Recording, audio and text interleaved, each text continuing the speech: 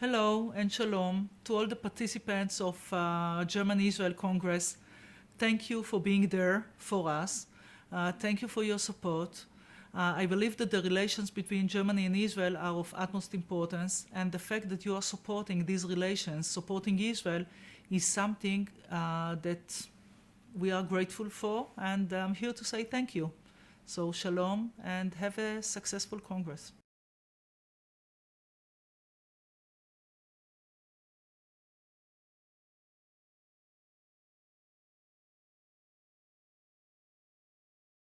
The best thing to do is to achieve an agreement, and in order to do so, we need to negotiate, to put all the interests of Israel on the table, to represent these interests in the negotiations room.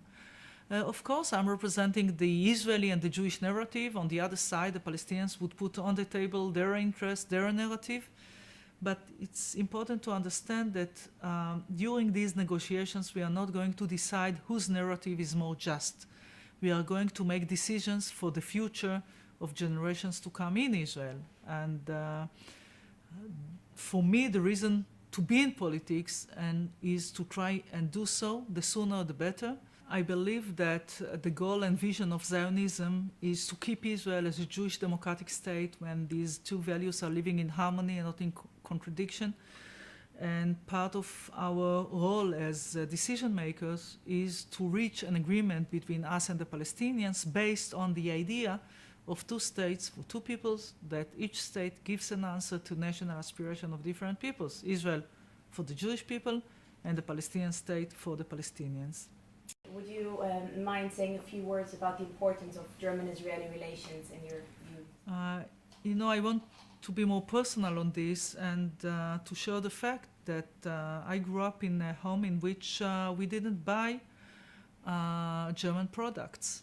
My father used to see and to look and to check whether what I'm buying even as a child is something that was manufactured in Germany because of the history.